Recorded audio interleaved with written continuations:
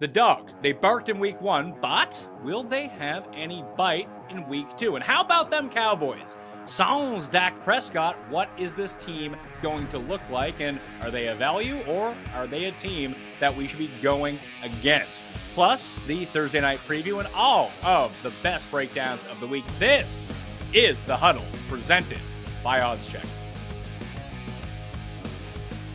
And of course, I'm Pat Mayo, joined by Ross Tucker, Pam Maldonado, and Brian Matthews. And we need to start with the Dallas Cowboys. How about them Cowboys? They're not going to be very good in the near future, at least in my mind, with Cooper Rush starting at quarterback for the foreseeable future. This thumb injury is something that should keep Dak Prescott out for an extended period of time. But Ross, Jerry Jones came out and said, yeah, he'll probably be back by the end of the month. This reeks of Russell Wilson from last year. Yeah, that's not happening. Look, I've talked to enough people now. I've read enough. He's going to be out, I would imagine, at least 6 weeks. I think sometimes, quite frankly, what teams do in these situations is a guy like Jerry Jones holds out hope, doesn't put him on IR because they don't want certain fans to start selling their tickets or just give up on the season. They like to keep that hope out there. Unfortunately, I know there's a lot of Cowboys fans out there. There is no hope. The season's already lost. The problem for the Cowboys is they weren't very good to begin with. I mean, even when Dak was out there, they weren't playing very well. One of my favorite bets right now that you can find places is Cowboys to miss the playoffs. You know, I think I saw a place where it was minus 270. You're paying a lot, but they're not going to the playoffs. I mean, he's not going to play for 5 or 6 weeks, and then when he comes back, they're going to be out of it. They are not. There is a very small percentage chance, in my mind, Cowboys actually make the playoffs.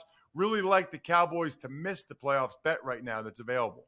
Pam, what's their next move on this front? Do they just roll with Cooper Rush, or do they go try to trade for a Jimmy G or, hell, some sort of backup that can start for them for 8 weeks? If that's true, I know that it's a rumor going around that potentially we could get Jimmy G. That I say we, I live in Texas, that the Cowboys could end up getting Jimmy G. I don't hate that idea. Why not?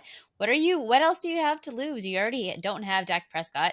And yeah, I'm on board with what Ross was saying. Like what we saw, I didn't really love. Like without Amari Cooper, that's kind of the concerning point for me, was without Amari Cooper, there was just nobody to stretch the field. You had Noah Brown. Was he the best on the roster right now? Because CeeDee Lamb only had 2 receptions on 11 targets. I don't know what that's about. I know that he was pressured a lot, but there was just not a lot to like, both offensively, especially defensively. So why not just shoot for it all? And if you can get Jimmy G, why not? You're in a worse off situation if you don't consider that as a legitimate option. Brian, you're now Jerry Jones. You're the GM. You're the owner. You're the one making the decisions. What are you doing? My first move, I'm reaching out to find a quarterback. I mean, first off, I was kind of surprised that they didn't have a backup quarterback on toe. That Cooper Rush was called up from the practice squad. So I think with the pieces they have, they've got some good pieces on defense. They've got some skill players. You know, I think you do try to make a move for Garoppolo, or like Russ said, you just kind of tuck it in and realize the year's a lost one. I'm not sure they have good pieces on the defense, though. You're talking about Micah Parsons. He was the best player in game 1, but they gave up 130 rushing yards to playoff Leonard Fournette. So I'm not entirely convinced that this defense is going to be as strong as it was last year. There's a lot of good things that went right for them to have those interceptions and takeaways last season. I'm not sure that's going to be the case this time around. I agree with you there, especially with the offense struggling now. Without Dak, you're going to have your defense on the field quite a bit, and we'll get to see the collapse from here. So let's move on to 2 teams that also did not look great in week 1, but they didn't lose their starting quarterback, so I suppose that's a bonus.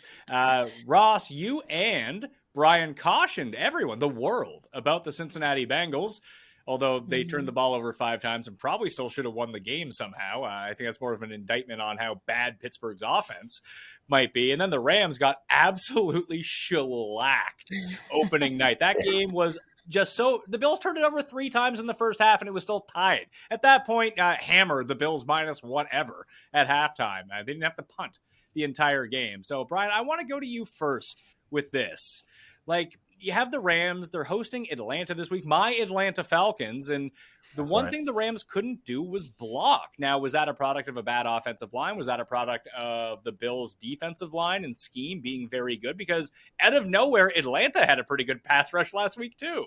Yeah. Mhm. I think you look at it, they've got the horses on defense in Buffalo. They already had a great defense. And then you go out and add a guy like Von Miller, and he's a guy that can take your defense and put it right over the top. And I'll be the first one to say that shellacking came at the cost of me picking the Rams plus 2.5. But I was surprised by that. Like you said, the turnovers can normally be a neutralizer, and we got to see that as the game went on, the Rams just looked like the better team. And you couldn't find Allen Robinson anywhere on the field. It just looked like Cooper Kupp was locked in, or Matthew Stafford was locked in on Cooper Kupp, and that's what you're going to get. Well, and I'll just say, when you look at the Rams, how much of that is the Rams aren't as good this year, and how much of it is the Bills are just a buzzsaw? We don't really know that since it's only a one-game sample size. The Rams still have enough left over from last year. I think they're much better than that. I thought you both made a great point, though. They struggled to block Jordan Phillips and even Ed Oliver when he was out there in the interior D-line. Grady Jarrett is a bad boy for the Falcons. So that's a problem for the Rams. Look, I think both the Rams and the Bengals are in a much better place because of who they're playing this week. But I'll take the Falcons and the 10.5 points. I know we're going to do underdogs later in the show, but that's a lot of points to be given the Falcons. I mean, I think the Rams will win the game, but we're talking betting, right? Give me Atlanta and the 10.5. But Brian made a really good point here about Stafford, how he was so reliant. That's what I didn't like about this offense. Maybe his injury, Matthew Stafford's injury, is coming into this more so than I thought it was coming into the season. But Stafford was absolutely so reliant on Cooper Kupp, like almost like it was like his binky, his safety net. He had 15 targets. There's 7 different wide receivers. 5 of them combined for 15 total targets. So you talked about it too, Brian. Like with Allen Robinson, he had 2 targets, one reception, 12 yards. I don't know what is going on with Stafford. Was that a lack of confidence? Because if that's the case, they're going to face a really tough schedule here down the line of pass rushes. So maybe it was just like get those week 1 jitters out of the way. Maybe it's that injury coming more into play. But that's what I didn't like from Stafford. He was just so dependent upon his binky in Cooper Kupp. And that second Allen Robinson target didn't come till a minute left in the game, and they were trying to throw it down the sideline. So we could. It's like, we have Robinson. Let's try to utilize. Ross, I wanted to ask you just about the Allen Robinson situation and just going back, watching the game. Pro scout Pat Mayo over here. He's noticing things, watching the All-22. But it seemed like they just put bracket coverage on Allen Robinson and said, you know what, Cooper Kupp, beat us. You are the only person on the field who is going to be able to make a catch. We're taking everyone else out. And that really kind of, to me, unlocked like, hey, they kind of need Van Jefferson or like a capable wide receiver 3 if teams are just going to be like, hey, we're going to take out one of these guys, make the other one beat us, and that's going to be our game plan, and the Rams couldn't do anything. Well, what's interesting? You're right. The Bills played a ton of zone coverage, I think, because they had a rookie 6th-round pick from Villanova starting, who actually played well, by the way. But something still seemed off to me between Matthew Stafford and Allen Robinson.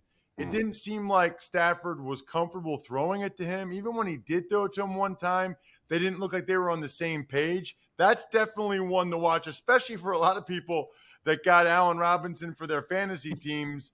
That was not a great start just in terms of the rapport and chemistry between quarterback and receiver. Well, this feels like a good situation for the Bengals to get right now all of a sudden because of the Bengals. So maybe the Bengals hate and being down on the Bengals. It's not like the Bengals were going to be terrible, but just might not be as good as last year, as Ross and Brian both mentioned. So they kind of nailed that one in week 1. Something else that got nailed in week 1 was Pam and the Indianapolis Colts. Let's take a look. I'm looking at the Colts, tease them down 7 points, tease down the Ravens 7 points, and tease down the 49ers 7 points, Pam, and we got a stew going. How can we lose? The Colts, they are 0-8 in week 1 since 2014. They're 1-11 since 2010. I mean, that is, I don't care how good the Colts are expected to be. I don't care how much improved. Yes, you have Matt Ryan. I talked about him earlier. He's exciting. A great team, potentially. That is a terrible record. 0-8 in week 1. Pam, I threw out that 3-team lock teaser last week that everyone was going to play, and 2 legs of it actually didn't hit, but you nailed the Colts and their poor week 1 performance. I don't know what happened to Matt Ryan, but apparently like that could have been the old like Nixon masks from dead presidents that they go to use to rob the bank. I think that it was just Carson Wentz wearing a Matt Ryan mask. I mean, now Indianapolis is now 0-9 in week 1 since 2014. That is no longer a trend. That's almost like cemented into their DNA of this team. So I don't know if it's clearly not a Matt Ryan issue. It's a Colts issue. But Texans maybe getting a little bit of undervalue appreciation love here. They were at home, a big 7-point underdog. It's a division game. Yeah, I mean, there was probably just a lot of key parts coming into this. I talked about in the NFL and in college, there's so many key parts on every single team. Colts is one of those teams where they have a lot of new key parts onto this offense, a little bit part on the defense. All of that comes into play when you're doing a 7-point road favorite. So yeah, I mean, 0-9 in week 1 since 2014. That is just something, I don't know how you correct that. Yeah, and honestly, that's hard to believe because it's not like they're always playing a great team. The thing I will say about the Colts is they stalled out in the red zone a bunch early in that game. Mm-hmm. And all that being the case, they still should have won in overtime if Rodrigo Blankenship makes a 42-yard field goal. Not that I'm still upset about it because I had them as part of a 2-team teaser with the Browns who won outright. I'm over it, I promise. At least I will be at some point. Very annoyed by the Colts, very annoyed. I was already annoyed last week when Pam gave me that stat after I had already placed the bet. That was not good. And then to watch it unfold that way made it even worse. And Lovie Smith, go to try to win. That was my only chance at that point. Like, my chance to win was your team's chance to lose, Lovie Smith. I blame you and Rodrigo. Maybe it's a Frank Reich issue. Is it a coaching issue at this point? Because as great of a coach as I think Frank Reich is, in weeks 1 through 5, he is now 8-12-1. And in weeks 6 through on, he's 29-16. So there is something going on. There's a huge disconnect between coaching, between the staff personnel, the players. In the early weeks of the season, it takes them a little bit of time to warm up. 5 weeks to warm up, that becomes an issue. Well, they have had a different starting quarterback each of the past 3 seasons as well. It's a rotating door at quarterback. Yeah. Yeah, and I don't want to read too much into this. I know we're sitting here talking, and it might have killed a number of our plays, but at the same time, it is week 1. It was slightly alarming to see the early stalls and them getting behind, but they did scratch and claw back. Brought it to overtime, like Ross said. They should have won the game. I'll look to see what they look like in week 2 or 3 before casting final judgment on them. Well, Brian, let's stick with you on this one. The Jags are 4-point underdogs at home hosting the Colts. Now, the Colts have had a lot of problems with the Jags over the past few years as well, most notably week 18 last year. But is this just an overreaction to them tying the Texans? And fun fact, the AFC South went winless despite the fact that 2 of the teams played each other. That's incredible. All right, I think it might be a slight overreaction. I liked what Jacksonville looked like. I mean, Christian Kirk looked good. Zay Jones looked good. I thought they had 2 capable running backs out there with Etienne and Robinson. But I think it might be a slight overreaction. I'd like to see Indianapolis come out and get the pass and run established early, with Pittman, Jonathan Taylor, and mixing in Nyheim Hines. So I do like the Colts to win, but I do see a lot of promise from that young Jacksonville team. Let's move to the Green Bay Packers. It's just deja vu all over again. The massive overreaction to week 1 a year ago when they got trounced by the Saints. Then everyone got to relax, and Aaron Rodgers went on to win MVP. Ross, is this going to be the same situation as last year? I mean, they didn't get blown out, although they did get blown out. It seemed like after Christian Watson dropped that pass that Rodgers just completely checked out of the game. But Bakhtiari being out, he had absolutely no protection the entire day. He clearly does not trust any of these options, but it seems like now everyone is giving the Packers a pass because of what happened last year. And this just seems like a worse team. Totally agree, Pat. I'm not giving him a pass. I'll tell you why, because the concerns that showed up in that game are the exact same concerns I had coming into the year. The receivers are an issue. Yeah. Christian Watson, we referenced, dropped the touchdown, but they don't have Devontae Adams like they had last year. They don't have the best receiver in the sport. And the O-line is a concern. And it's going to be a concern until I see both Elton Jenkins and David Bakhtiari out there, healthy, and playing well for extended periods of time. I'm not convinced Bakhtiari ever plays again, or at least plays at that high of a level again. It's been since 2020 since he was actually out there. That's not good. and then Elton Jenkins as well. So the O-line is a concern. The receivers are a concern. And to your point about Aaron Rodgers, he was taking shots that he almost never takes. He was taking shots and sacks that just aren't him. He looked out of it. He didn't play very well. I still think they'll be a pretty good team. I still think they'll probably be in the mix for double-digit wins and be in the mix to win the NFC North. But this is not going to be, I don't think, a 12-13 win team. This is not something to just poo-poo. They didn't just lose. They got beat up. The Packers are going to be in the mix against teams that don't have a good pass rush. The problem for the Packers is they're going to face teams with really good pass rushes. And you're talking about it, Ross, how Aaron Rodgers just didn't look like himself. That is the reason why you back Aaron Rodgers and the Packers, because of that offensive line, because no matter which receiver he has, it's Aaron Rodgers going to make the play and get it done. The problem is it's a one-game sample size, but Rodgers was 32nd in accuracy under pressure. He was 32nd in interceptable passes. You're talking about he was making those passes that he just never would. That's where that stat line's coming from. And he was 23rd in pressured catchable pass rate, sacked 4 times, held to under 200 yards. That's not a huge surprise. But on passes of 5 yards or more downfield, Aaron Rodgers went 1 of 6.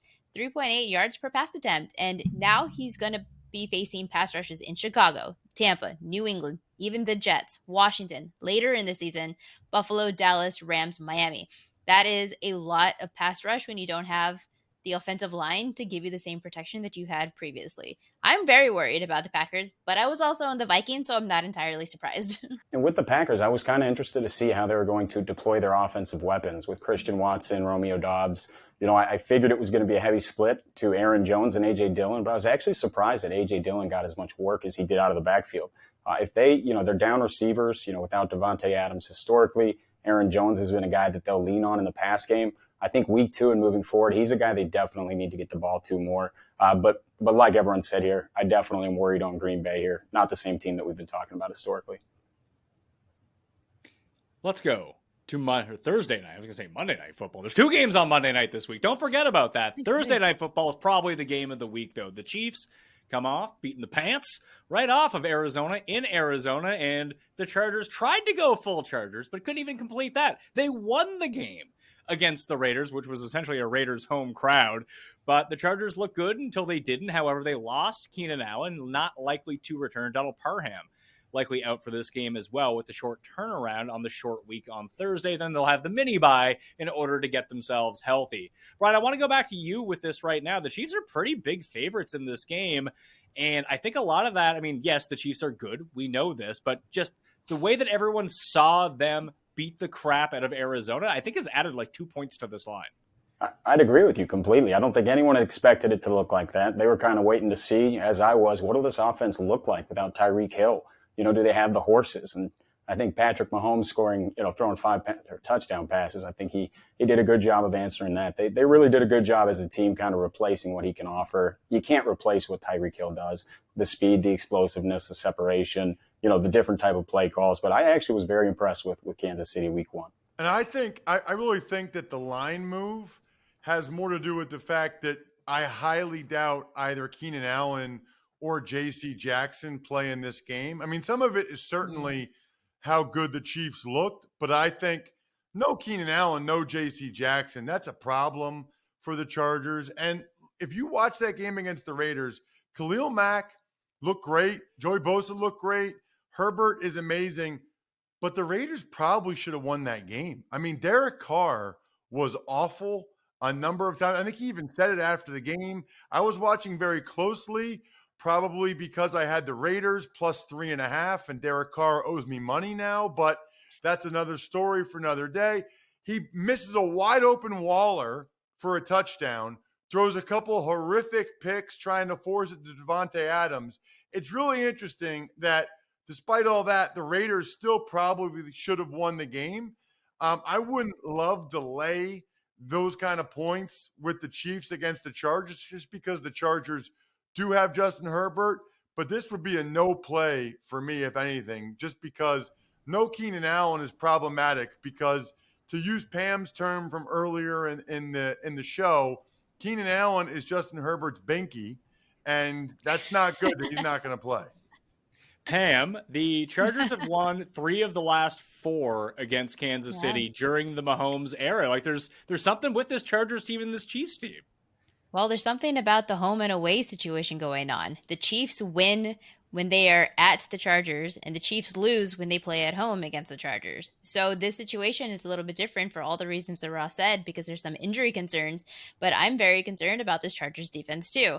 They allowed Derek Carr, who we just said didn't really have a great game. He still threw for 300 passing yards, still had 2 touchdowns, and Devontae Adams had 141 receiving yards. Now, I know that we don't have the same playmakers that we have on the Chiefs as last year because we no longer have Tyreek Hill, but Patrick Mahomes targeted 9 different receivers. They have playmakers. He doesn't care who is out on the field. He's going to find an open man, and he's going to get it down. 5 touchdowns, 0 interceptions, 0 sacks. Now, is that going to be the same case here with the Chargers?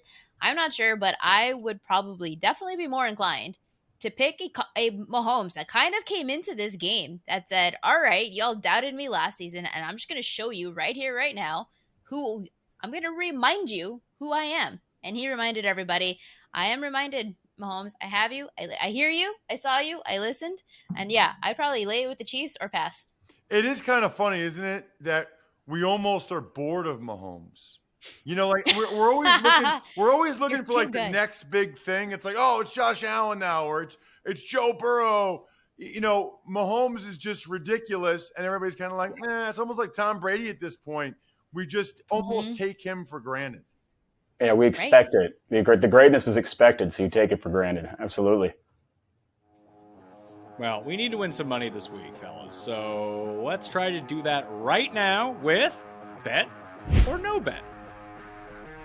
Many people, not us on the show, lost money in week 1. At least I don't think so. Based on the picks we gave, I don't know what you were doing in secret, but our public picks, very good if you were following along. Hopefully, we can do that again in week 2. So who are the teams to bet on, and who are the teams to completely avoid, maybe pick on in week 2? Pam, let's start with you.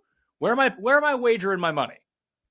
Long term, if you are betting double-digit favorites, you're probably going to be losing, except this double-digit favorite is the Bills, and there's probably no team that I trust more right now than Josh Allen and the Bills offense to just absolutely torch the Tennessee Titans at home this week.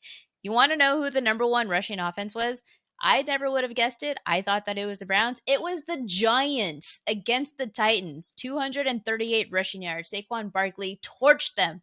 164 yards on the ground. And now you get the Bills and Josh Allen, who's absolutely going to run up and down by himself on his own, not to mention just pass it all up and down this field.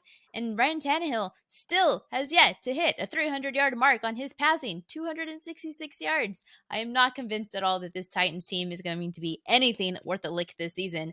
Josh Allen, I trust him. Use your legs, man, and fly. Pam, the Bills are my favorite team that I played for. I'm actually going to be calling that game on the radio Monday night. It should be awesome.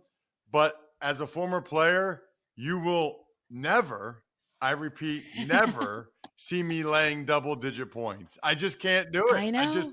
That's too many, especially against the Titans team. I don't think they're as good as they were last year, but that's a prideful bunch. It's a well-coached bunch. Certainly, since I'm calling the game, I hope that's not the case. I hope it's a really close, competitive game. No overtime. I need to leave, but I hope it's a close, competitive game. My squad. This is not going into overtime. You know, I'm going to stay in the AFC East with my favorite bet of the week, and that's the Miami Dolphins. You guys know their song, by the way? Miami Dolphins, Miami Dolphins. Love the Dolphins catching 3.5 against the Ravens in this game. First of all, the Ravens didn't run it very well against the Jets. They did complete 3 long passes for touchdowns, but it wasn't sustained offense. What's sustained for Baltimore right now is injuries.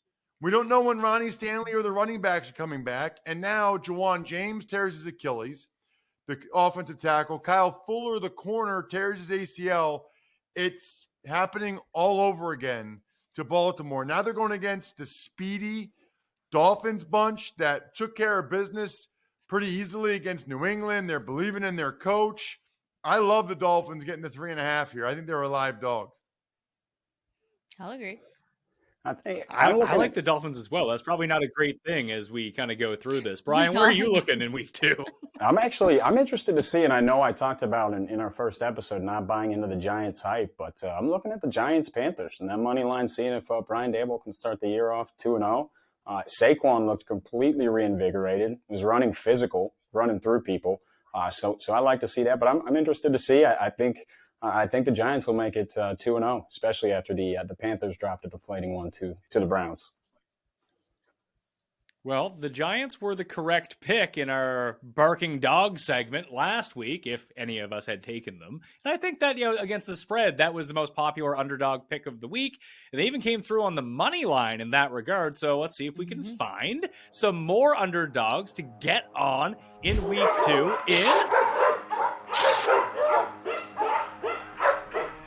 Historically, the public wildly overreacts to what we saw in week 1 because that's all we got to work with so far on the season. But all the preconceived notions that we had coming into the year maybe didn't work out so well in week 1. But now are we going to completely adjust those, or should we stick with them?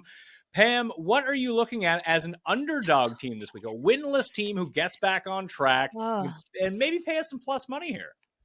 I don't want to, but the Jaguars +4, maybe +175 on the money line to the Colts. We're just talking about the Colts. And I gave you the stat last week of how they were 0-8 in week 1. Now, wide receiver Christian Kirk, Trevor Lawrence, that's what's going to be the duo, the dynamic that I'm looking for against this Indianapolis passing defense. Davis Mills, he had a really good, productive game 1 in 2 touchdowns, 0 interceptions, and maybe potentially for the Jags, this is a game for tight end Evan Ingram because Indianapolis allowed 2 scores from the Houston tight end and OJ Howard. Now I know that Trevor Lawrence last week maybe looked both good and bad in the same game, and that was the one game that I had wrong. I went 6-1, and it was the Jags that gave me my one loss. But I'm going back to them because I believe in this team. I believe in Trevor Lawrence. He has the ability, and something is wrong with either Frank Reich as a coach, with this Colts team as a collective. But I'm going to go with the underdog +4, the Jags. History says so. So I kind of like the Jags as well, but maybe we should change the name of the show to Pam Hates the Colts. Because like 50% of the content so far through 2 weeks has been Pam stats just devouring the Colts. Not a big fan. My underdog for this week, Atlanta Falcons, 10.5 points. Cordero Patterson ran for over 100 yards. We talked earlier in the show when we were talking about the Rams about how well the Falcons D-line played, getting after Jameis Winston. Mariota, I thought, played 10.5 in the NFL. Give me the Atlanta Falcons. Arthur Smith, let's go. I'm taking you guys and the 10.5 points to keep it close. I know the Rams will probably win the game. I know the Rams will bounce back, but I'll take the 10.5 gladly. Thank you. 10.5 was going to be my pick, but also looking at it, I'm actually looking at Minnesota here. I want to see how Minnesota, heading into Philadelphia. Philadelphia looked great. A.J. Brown, they've got a lot of great pieces. Jalen Hurts looked good. But that Vikings team did look good. You had Za'Darius Smith coming off the edge, playing against his former Packers. I thought he looked good. And then offensively with Kevin O'Connell, I think you really got to see, how big of a part he was with that Rams offense. And maybe they might be, missing him a little bit right now. But I was pretty impressed with the Vikings coming out of the gate. And that also might be more of a reflection of how down I am on the Packers.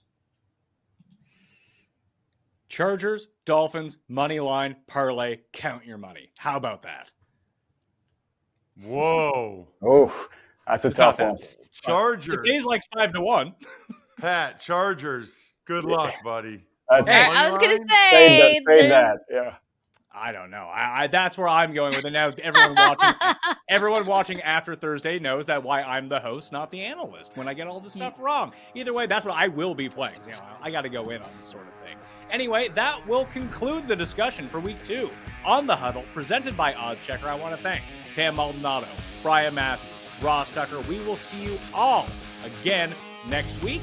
And before I let you go, I wanted to tell you about some awesome offers we have here at OddsChecker. First off, I wanted to let you know that our premium exclusive gambling experience, My OC Premium, has officially launched. For less than just $1 a day, you can have all the tools and picks you need to come away from this NFL season with some serious cash. With over 40 NFL picks each and every week and exclusive access to our top handicappers from Dead Prez Picks and Brian Matthews to John Hyslop and That Guy Bets, My OC Premium gives you everything you need for your next win. So don't delay.